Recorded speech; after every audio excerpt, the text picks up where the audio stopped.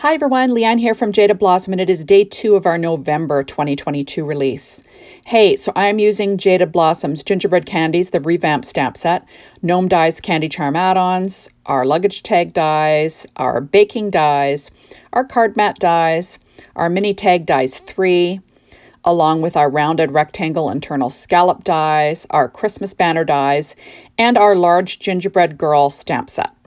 I'm also pulling out the Christmas Magic 12-inch, 6-inch, and odds and ends sets from Doodlebug again. But remember, you can use any Doodlebug paper. You know, just use the same sort of rules that I do when I'm putting stuff together. These were both colored with Copic markers. They'll all be listed on my blog. And I also cut it out with my brother's Scan and Cut with a 0.4 border just because I didn't have my hands on the dies yet, but I would have used the dies. Obviously, all my die cutting today was done with my Gemini machine. Okay, so first of all, I cut this gingerbread pattern paper out using our card mat dies from Jaded Blossom. And I have a card that I made out of Paper Tray Ink white cardstock, 4.25 by 11, scored at 5.5 inches. Then I cut a red layer to go behind the card mat layer that's 1/8 of an inch larger. And then that's going to go onto my card base. Now, Doodlebug usually comes out with a gingerbread pattern or patterns with gingerbread in them for the holiday season. So, you know, you can just use one of those. That is actually paper from the 12-inch paper line, though. Now, I went ahead and I used one of these border papers from the 6-inch pad, and I cut out 1 inch. And I'm just applying that across the front, or across the bottom lower interior of my card, just to, you know, add a little something to the inside like I try to do. Now I have a piece of this odds and ends from the Christmas Magic pad. And what I did was I'm going to use this. It's a large piece, but I'm trimming off the bottom flat so I can line it up with my paper. So I'm going to add that on with my art glitter glue.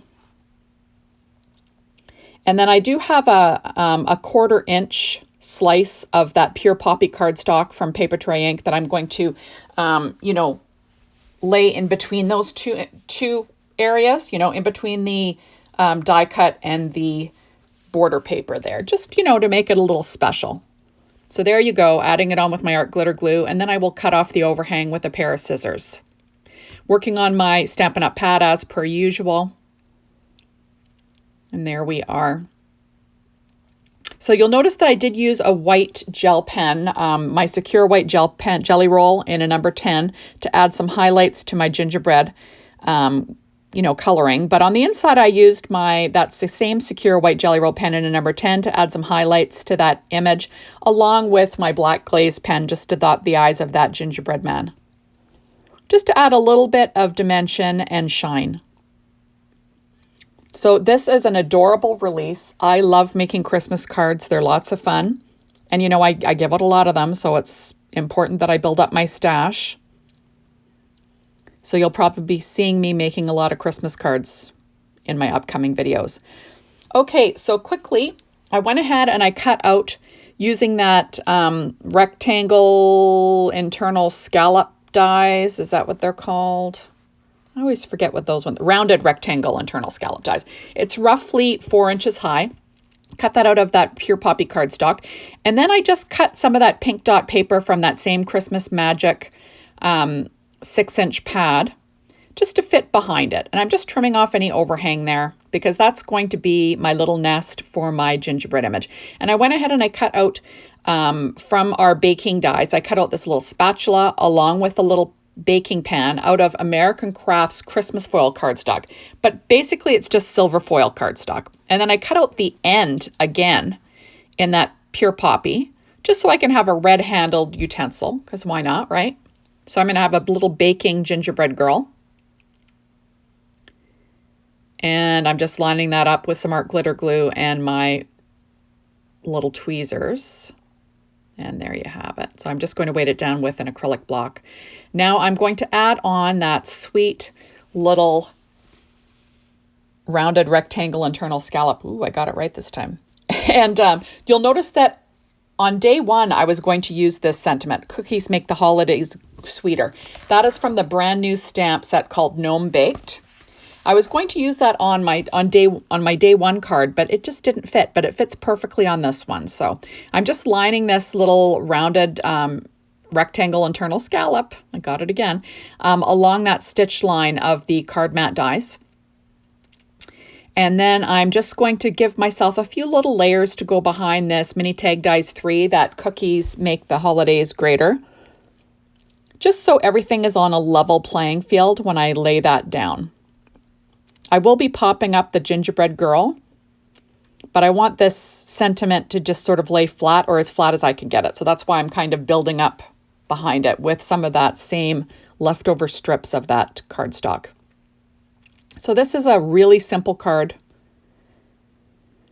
There you have it. I find that these, rounded rectangle internal scallops or the circular ones make great little nests for Jaded Blossom's images. They're just super cute.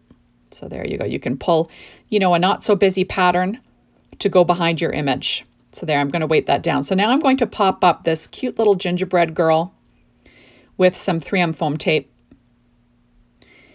And I'm going to have her popped up in the center of this card. So it did take me a little while to color these images. I used this, basically the same colors on both, but obviously one has a pink bow, one has a red bow. So I didn't, videotape myself coloring this because I didn't want to make the video any longer, but everything that I used will be listed on my blog. So now I'm popping up this little tray. So I just find that this little tray is adorable, so super cute. And I'm just going to sort of lay it like she's holding it. And I'm going to pop up, give some dimension behind the top of that tray just because things were kind of dipping and, I hate that when that happens. So I'm just going to slip that under the top portion of that tray just to make sure everything is level, or as level as I can get it. And I do have 2 gingerbread men that I cut out using our Christmas banner dies from Jaded Blossom. Those were cut out of American Crafts brown cardstock, sort of like a light brown. A nice gingerbread color. Grabbing them with my reverse tweezers, sticking them down flat onto that little baking pan with some art glitter glue. And then I'm going to stick that little spatula sort of where her hand is there. Sort of like she's holding a spatula. Isn't that cute? And I'm just going to weight that down. Okay, so I did go ahead and I used the Girl Gnome dies. I didn't show you that I was using them earlier. And I literally just cut out 2 little red bows. Those are the little hair bows for the girl gnomes.